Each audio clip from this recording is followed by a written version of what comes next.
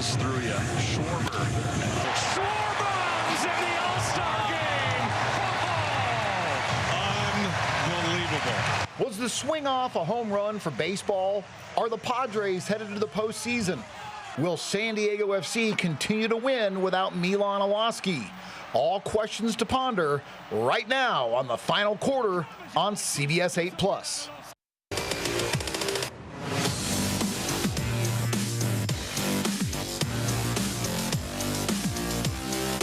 The final quarter begins right now.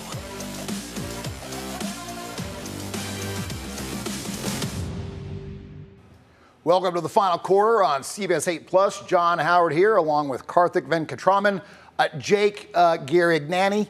Jake Garrignani has the week off for this show. He deserves a little bit of a break, don't you think, Karthik? I agree. You know, no hot takes from Jake today. Exactly.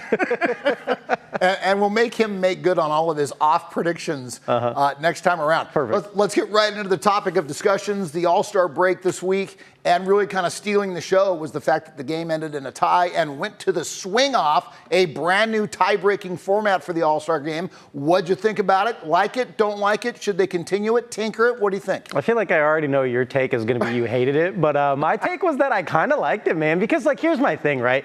Let's start with this. It's the All-Star break, all right? It's not meant to go to extra innings. We get these guys even more tired. They're supposed to be on a break. It's a break, right? And then at the end of the game, we had something a little new, right? A little drama. We had to see what the AL could do first, and the NL had to respond. Then Schwarber hits 3 bombs in a row in the swing off to, you know, win the thing. I liked it. I was a fan of it. It was something new. It's not supposed to be taken seriously. It's not an actual game. It doesn't count towards anything anymore because it doesn't decide who has home field advantage in the World Series anymore. So for me, I was like, it's new. It's fun. The home run derby is the best part of the MLB All-Star break anyway. Perfect. Loved it. Well, that's a good take, and I'll kind of give the other flip side. I don't think it was a bad ending. I agree. I think in the All-Star game, we don't need to see extra innings. Let's kind of figure out some way to end it. What I didn't like about the swing-off is the fact that you have an assistant coach on the field helping determine the outcome of the All-Star game. Get the real pitchers out there. And think about the opportunity missed this year. You could have had Robert Suarez, he was an All-Star, pitching and lobbing BP practice balls to Shohei Ohtani, hoping that Ohtani would hit 3 long balls to hand the American League a loss. And we all know what happened the last time Suarez was on the mound and Ohtani was at the plate. Ohtani got plunked and Suarez got tossed. That would have been great conversation. You just wanted some people ejected. You like what Brian Cranston did in that All-Star celebrity game or whatever. That's what you wanted again. So anyway, I think it was a good, I credit Major League Baseball for getting creative. They seem to be the slowest league in being creative. But I think get rid of the assistant coach as a factor in it. And another problem, as we go ahead and look at the rest of the All-Star game highlights, the Padres, by the way, very well represented in the game. But another problem I think Major League Baseball has is at the end of that game, a lot of the starters had already left the stadium. So we, in the swing off of home runs, we didn't get to see Aaron Judge or Ohtani because they were already catching Uber rides back to the airport. And that's a problem Major League Baseball has with their All-Star game. The veterans, like Manny here, maybe they don't really care the outcome of the game. They're going to come in and put in their time and then take off as soon as their 2 or 3 innings are done. What do you think about that, Karthik? Listen, man, who cares? It's an All-Star game. The All-Star game for all of the leagues are bums. Except for, I'll say, only one. The NHL got it right this year. That was elite with the 4-country face-off. That was cool. For the rest of your All-Star games, I don't care. Leave after the first inning if you want to.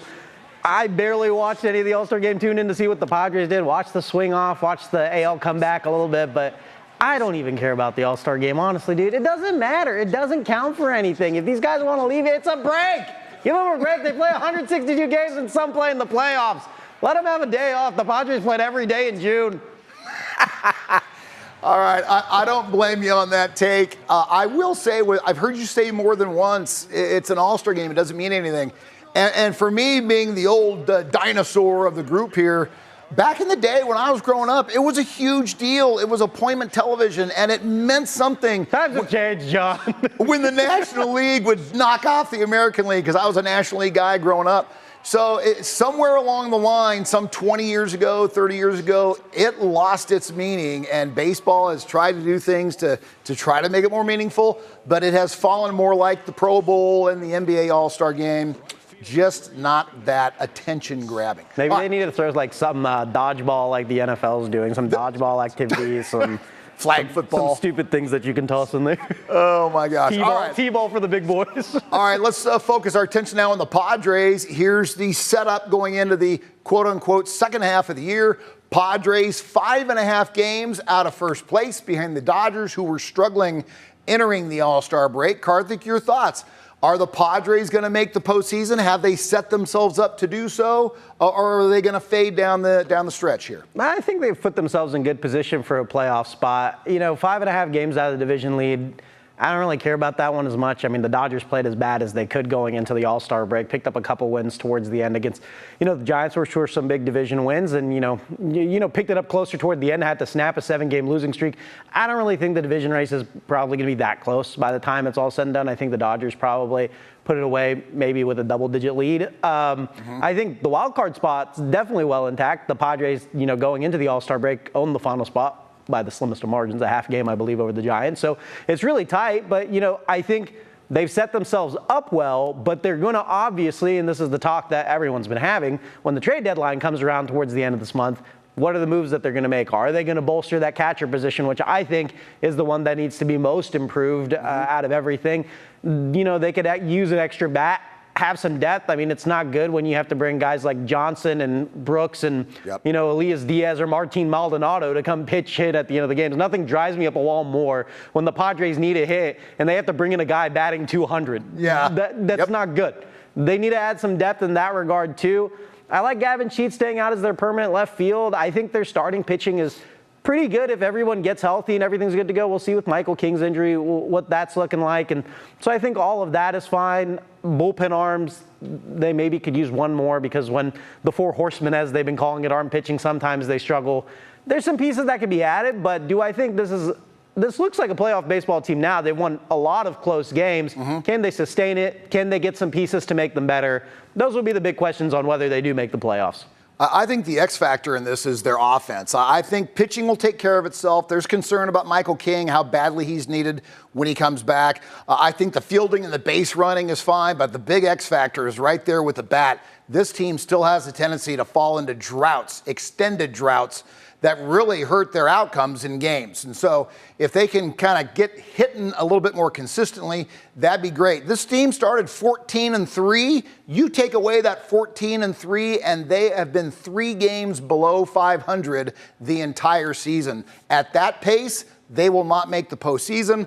I don't expect them to play below 500 the rest of the way, but their offense has to bring them back, assuming all the other 3 elements of the team perform the way we think they will. For sure. They can't keep winning games 1-0, 2-1, 3-2. That's not going to be, it's just not an effective way to win. You're putting way too much pressure on your bullpen. And I think a lot of that, when you're winning all these close games all the time, you're forced to continue to pitch those guys in the bullpen a lot more. And one of my big worries about this team as we get closer is even if they do make the playoffs, how tired are those bullpen arms going to be? They've had a lot of usage out of a lot of guys. I mean, before the All-Star break, you saw Jeremiah Estrada pitch 3 straight games, which is nothing maybe now, but as we get closer to the end of the season and he pitches a lot more, is he going to wear down? What's going to happen? These are questions that, I ask, and, a lot of these can get solved is if you have a more comfortable lead, can put guys in that you don't need to come up in the pressure situation every single time. They can give up a run or two because you've built that cushion and that insurance, if you will. So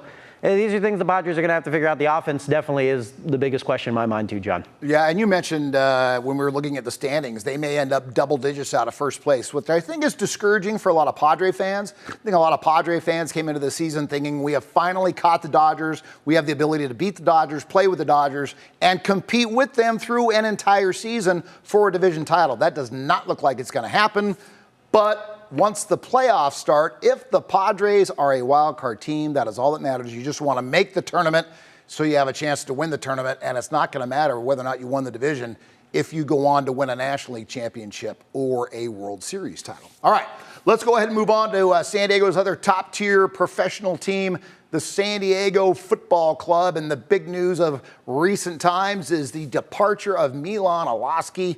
Oh boy, what a loss for the San Diego Football Club. And last night, as we taped this on Wednesday night, they lost to Toronto 1-0. Toronto, 14th place out of 15 teams in the East.